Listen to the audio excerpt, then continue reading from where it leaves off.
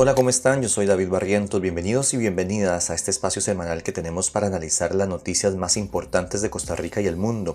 Le llamamos The Week. Esta semana estoy grabando desde Alemania, así que si escuchan el audio un poquito extraño es porque no estoy grabando con el equipo con el que normalmente grabo. Esperemos que los toques que les hagamos en edición hagan que no se note tanto la diferencia. Me vine para acá al Global Media Forum, un evento organizado por la Deutsche Welle, que es uno de los medios estatales en este país. En este evento se reúnen muchos representantes de medios de comunicación, así como periodistas independientes, autoridades políticas y formadores de opinión alrededor del mundo. Participo en esta iniciativa gracias a una beca de la DW y de la Embajada Alemana en Costa Rica.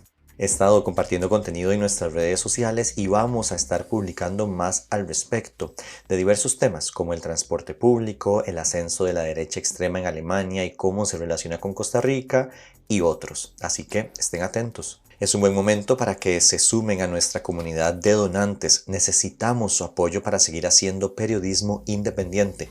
Ustedes son nuestro único financiamiento. Pueden ingresar a www.patreon.com/lauratica o hacernos un simple móvil al 8607-6470. En serio, su apoyo es vital para seguir en contacto. Otra forma de apoyarnos es hablarle de nuestro podcast a un amigo, amiga o familiar y compartir nuestro contenido en redes sociales. Esta semana hablamos sobre la nueva caída del presupuesto para educación pública. ¿Qué ha pasado con la ocurrencia del referéndum? La detención de altos funcionarios de la Secretaría Técnica Ambiental y un par de cosas más. Iniciemos.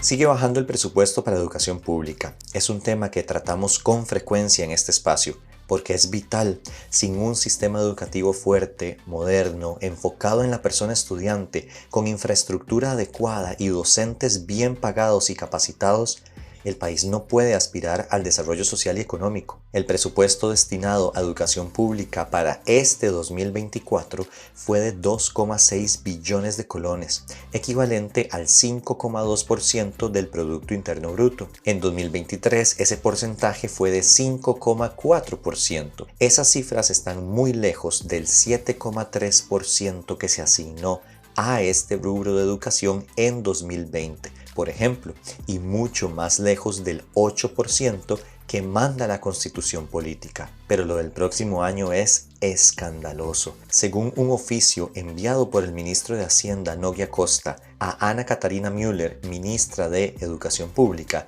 se advierte de que el presupuesto del gasto total para el 2025 será de 1,9 billones de colones para educación, equivalente al 4,8% del PIB aproximadamente. La información fue publicada por La Nación el pasado 15 de junio. No debería extrañarnos esta situación, pues Müller dijo esto hace 9 meses. Yo empecé pidiendo un cambio en la planificación y presupuestación del ministerio, porque todo el mundo dice, es que la ministra no lucha por el 8%. ¿Quién se inventó el 8%? ¿De dónde salió el 8%? De ahí, señora, nada más y nada menos que de la Constitución política. Pero bueno, a veces peco de ingenuo y pienso o quiero pensar que el gobierno de Rodrigo Chávez va a respetar la Constitución, pero no, cajita blanca para mí. Cuando la ministra cuestionó el 8% del Producto Interno Bruto para la educación pública, también afirmó que ella estaba más preocupada por una planificación por resultados, lo cual suena muy bien, pero es un discurso vacío. Llevan más de 2 años de gobierno y la señora ha sido incapaz de presentar un documento con la famosa ruta de la educación. Solo existe en su cabeza, como ella misma lo dijo. Según la Contraloría General de la República, entre 2015 y 2023, el presupuesto para educación representó, en promedio, un 25% del presupuesto nacional, pero para el presente año apenas llegó al 20% aproximadamente. Además, el Ministerio de Educación Pública mantiene en caja única del Estado más de 107.000 millones de colones destinados a reparación o reconstrucción de centros educativos sin ejecutar. En paralelo, los estudiantes que son excluidos de las aulas cada año se cuentan por miles. Según datos del Ministerio de Educación Pública publicados en marzo anterior, solo en 2023 23.118 menores de edad abandonaron los estudios. De acuerdo con el estado de la educación, la desigualdad es otro gran problema del sistema, pues la proporción de jóvenes que accedieron a la educación superior descendió de 63% en 2010 a 57% en 2020. Ella es Isabel Román, coordinadora del Estado de la Educación, en una entrevista reciente sobre el último informe que sacaron. Los resultados están a la vista. Decíamos hace 2 años, justamente en el informe anterior, que el apagón educativo, o sea, esas interrupciones que habíamos empezado a tener sistemáticamente desde el 2018 por huelgas, luego vino la pandemia, los más afectados eran los niños, las niñas y los adolescentes. Y luego nos preguntamos por qué el país es cada vez más inseguro. Es evidente que el gobierno de Rodrigo Chávez no tiene el menor interés de mejorar la educación pública, y es comprensible, ya que en las provincias costeras donde la educación pública está más rezagada, fue donde obtuvo más apoyo en las pasadas elecciones. Porque un gobierno que sabe que tiene fuerte apoyo entre la población menos educada haría algo por mejorar la educación. En eso hay que reconocer que Rodrigo Chávez y su ministra están siendo consecuentes.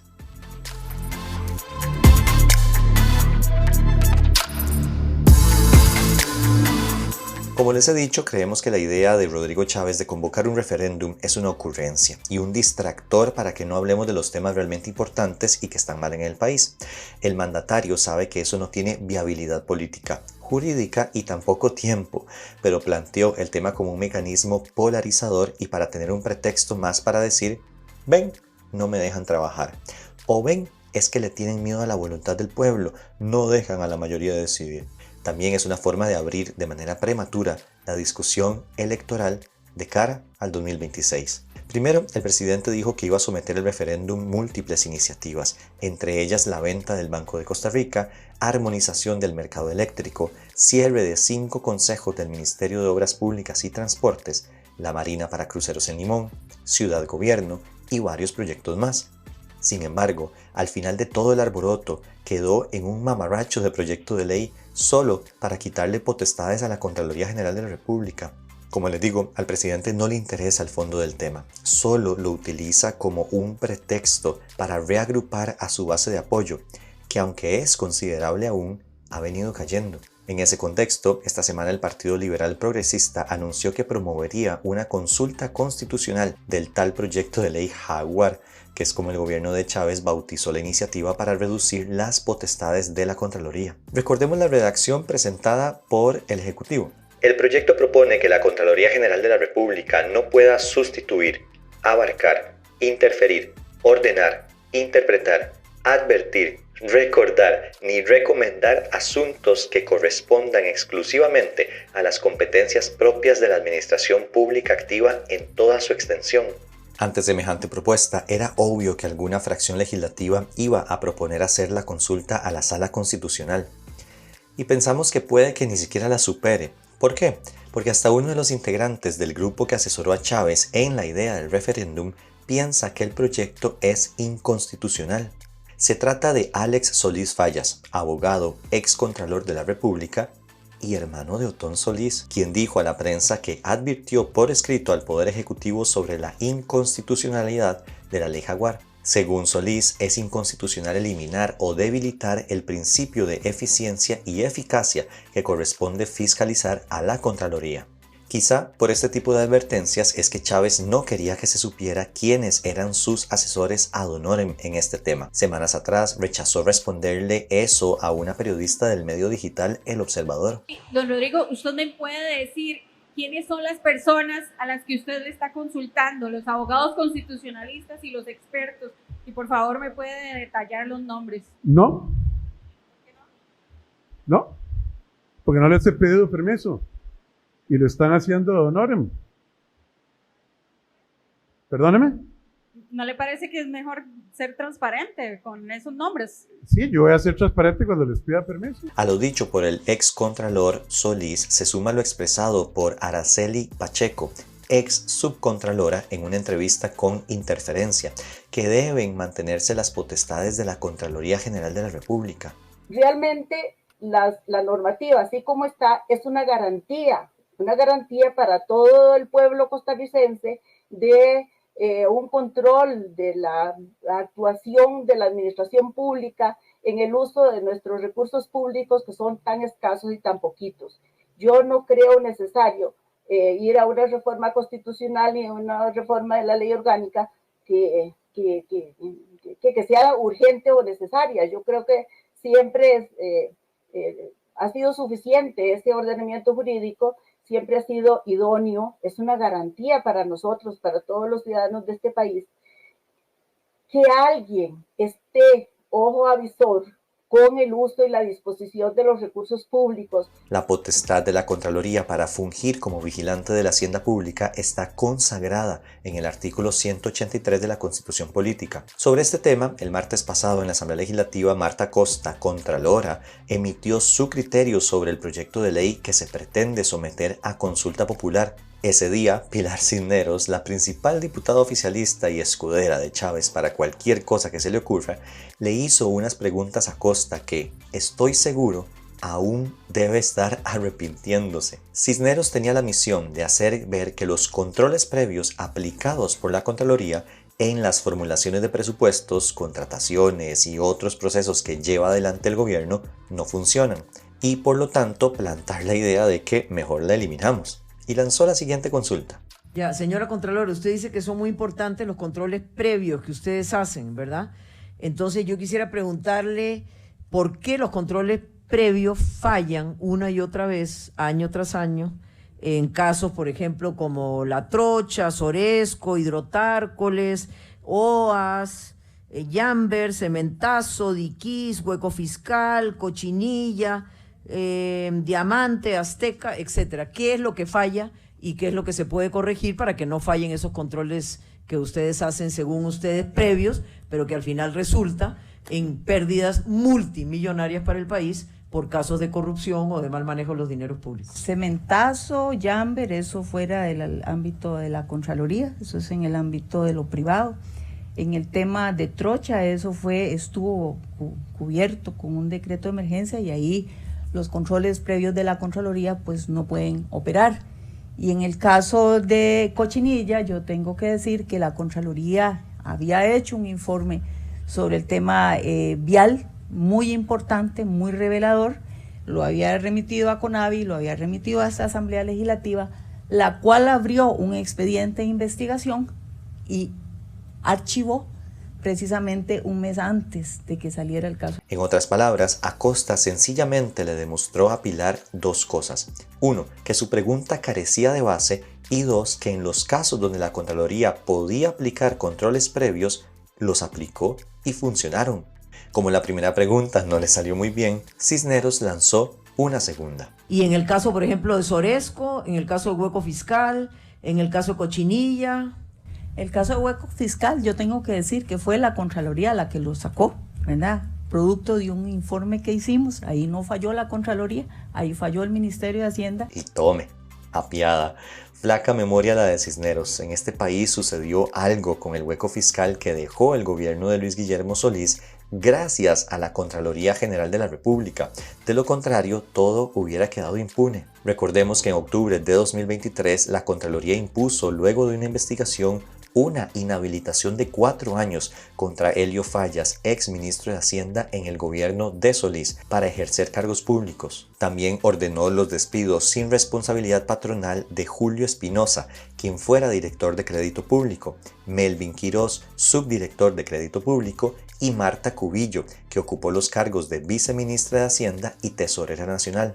Además, ordenó suspender sin goce de salario por 30 días a Rocío Aguilar, ministra de Hacienda del gobierno de Carlos Alvarado. Entonces, gracias a la malintencionada pregunta de Cisneros, podemos ver que en los casos señalados funcionaron los controles previos y los controles posteriores. No contenta con el asunto, la legisladora volvió a la cantaleta de los controles previos, y fue el momento de lucirse de la Contralora con un asunto que salpica directamente al gobierno de Luis Guillermo Solís. Pero el informe previo, es decir, ustedes tienen acceso a los presupuestos desde antes de que se aprueben, inclusive. Claro, vea cómo lo hicimos con el SINAR. La Contraloría improbó los presupuestos de SINAR porque las contrataciones no estaban bien. Por eso sí funcionan los controles previos de la Contraloría. Al final, a Cisneros solo le quedó decir: discrepamos, señora Contralora. Sobre el fondo del proyecto de ley, Acosta dijo que de aprobarse dejaría a la entidad prácticamente pintada en la pared. Es que imagínense ustedes, hoy está la Contraloría que vela por el buen uso de los recursos públicos, con todo y las virtudes y defectos que usted le quieran decir a Contraloría. Pero ahí estamos, velando por el mejor uso de los fondos públicos. Ahora ustedes imagínense una Contraloría pintada en la pared. No podemos advertir, no podemos hacer cuestiones, ni siquiera recomendar. Ya no vamos a poder tomar acciones vinculantes. Por ejemplo, no órdenes, no disposiciones, ni siquiera recomendaciones sobre los temas de administración activa. Entonces, sí hay, digamos, para la ciudadanía un efecto, que es que sus recursos públicos ya no van a ser vigilados de igual manera. El miércoles pasado, en su tradicional show, Rodrigo Chávez dijo que la Contralora está mintiendo, que es falso que quieran debilitarla, que la Contralora está enquistada en el poder y que solo quiere gobernar, y hasta la retó a un debate televisivo con la ministra de Planificación, a quien desde ya el presidente está perfilando aparentemente para ser la sucesora. Hablando de Laura Fernández, resulta que el mismo miércoles publicó en las redes sociales de Presidencia unos videos que hacen recordar a Adal Ramones cuando lanzaba los 5 puntos de su monólogo En Otro Rollo. ¡Punto número 1!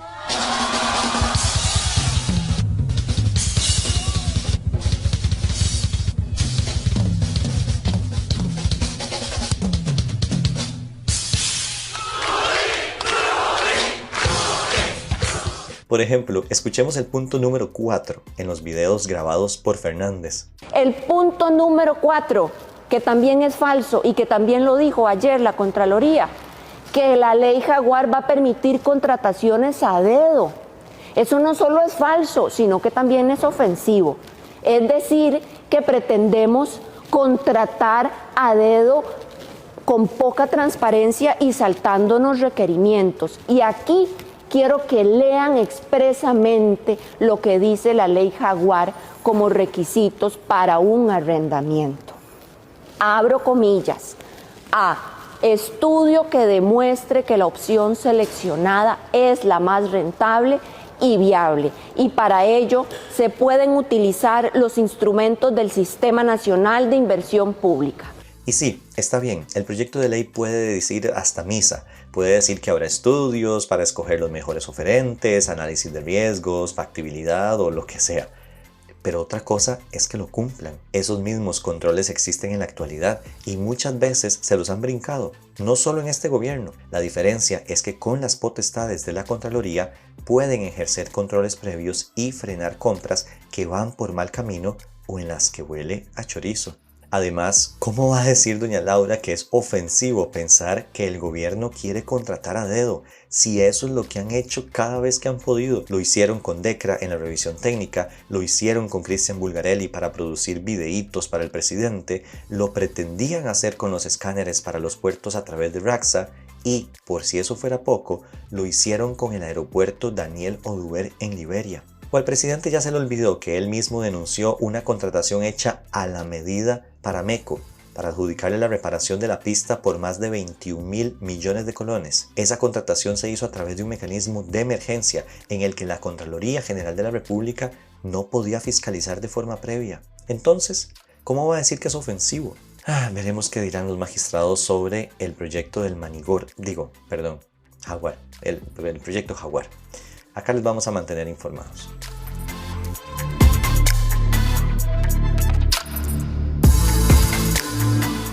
El martes 18 de junio, el Organismo de Investigación Judicial, OIJ, sorprendió al país con la detención del secretario general de la Secretaría Técnica Nacional Ambiental, SETENA, Ulises Álvarez Acosta, y 3 personas más por supuestos actos de corrupción en la aprobación de permisos ambientales para la construcción de proyectos inmobiliarios, turísticos y otros.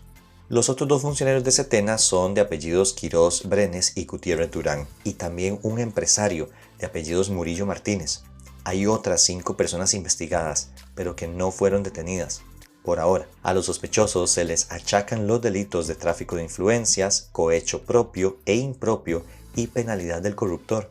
El OIJ bautizó el caso como comején. Es insecto voraz y dañino que acaba con la madera, el papel y otros materiales. Esta noticia en el contexto actual es importante, pues en las últimas semanas hemos visto con preocupación las denuncias e investigaciones relacionadas con la tala de árboles en Manzanillo, Limón. Además, el miércoles pasado, el diputado Ariel Robles del Frente Amplio expuso un caso que podría traer mucha cola. Hay proyectos como el de Playa Hermosa, de Garavito, donde están secando humedales. Les invito a conocer este proyecto, diputadas y diputados. Vean qué interesante, vean qué enorme desarrollo, vean qué interesante esto. Todavía no se sabe dónde está el expediente en la Municipalidad de Garavito. Pero este proyecto, adivinen quién está detrás de este proyecto. Vamos a ver, viabilidad ambiental desde el 2023 para personas, por ejemplo, que están dentro de sociedades anónimas como Daniel Cisneros Guzlán, como José Miguel Cisneros Guzlán. ¿Les suena interesante los apellidos? Secaron humedales. Aquí habían humedales. Los secaron completamente para dar las viabilidades ambientales. ¿Les suenan interesantes los apellidos Cisneros Guzlán? ¿De quién son sobrinos los señores Cisneros? Viabilidades ambientales pasándole por encima a humedales.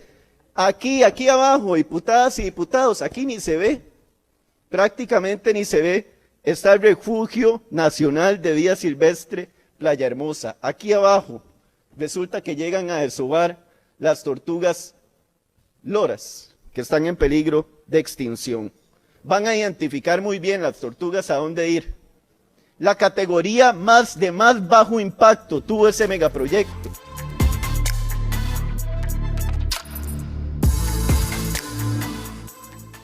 El periodismo debe ejercer una fiscalización de quien está en el poder.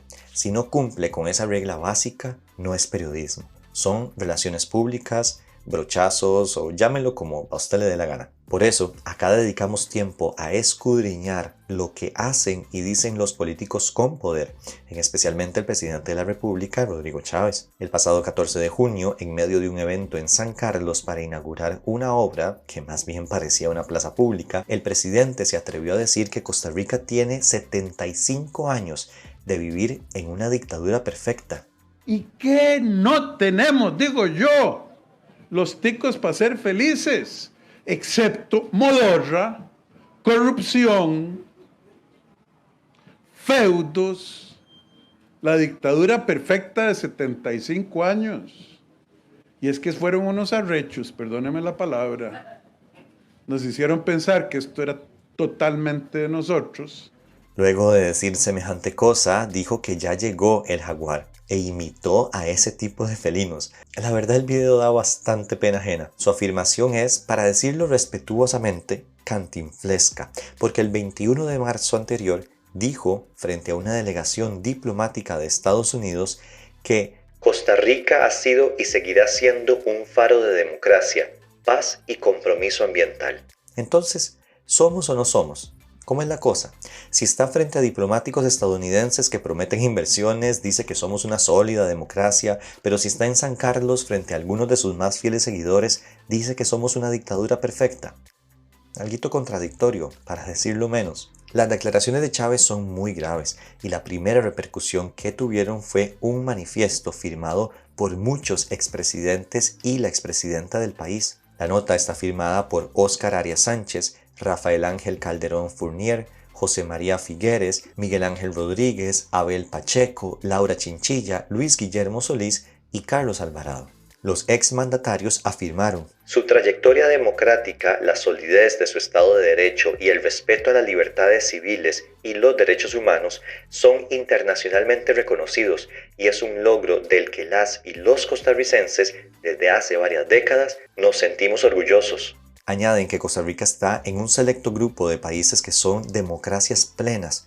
Ese grupo llega apenas al 14% de las naciones. Equiparó a Costa Rica con países como Corea del Norte, Cuba, Venezuela, Nicaragua y otros, donde las y los ciudadanos no eligen libremente a sus gobernantes, donde existen presos políticos, donde no hay libertad económica, donde la libertad de expresión se castiga, entre muchas otras condiciones de represión que avergüenzan a la humanidad. Agregaron los expresidentes. La expresidenta Laura Chinchilla dijo a La Nación que ella ve un guión claro por parte del presidente en debilitar la institucionalidad costarricense, típico de gobiernos populistas de la región. Yo en lo personal veo un guión muy claro y predecible. El debilitamiento a las instituciones democráticas ha empezado por tergiversar la historia institucional de ese país, por atacar a las instituciones, por desmontar esa visión compartida que tenemos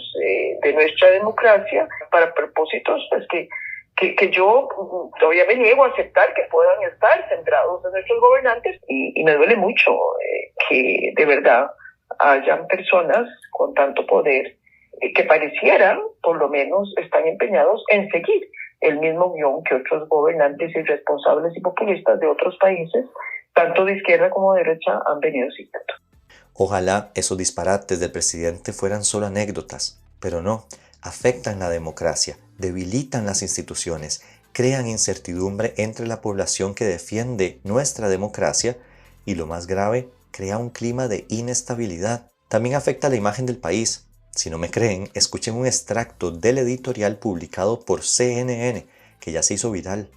Costa Rica, el país sin ejército hace 76 años, el país de la pura vida, el más feliz del mundo según clasificaciones internacionales. Costa Rica, ¿una dictadura?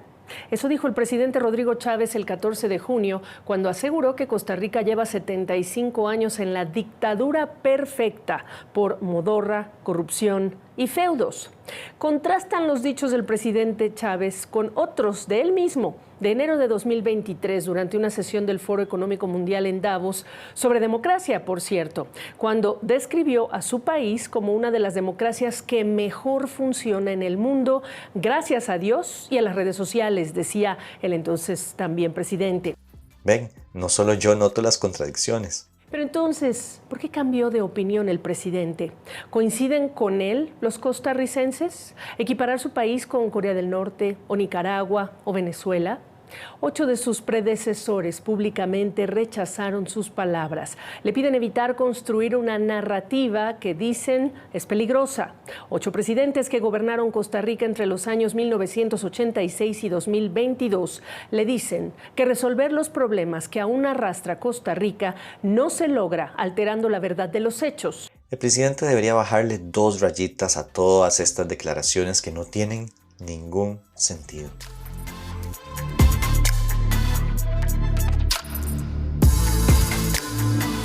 Esto fue un resumen de las cosas más importantes que sucedieron en Costa Rica desde el 17 hasta el 21 de junio. Recuerden, si han escuchado este podcast un poco extraño en temas de audio, es porque estamos en Alemania y no estamos grabando con nuestro equipo normal, sino con uno que podemos llevar a otras partes. También recuerden que su financiamiento es la forma más importante en la que pueden apoyar este proyecto de periodismo independiente.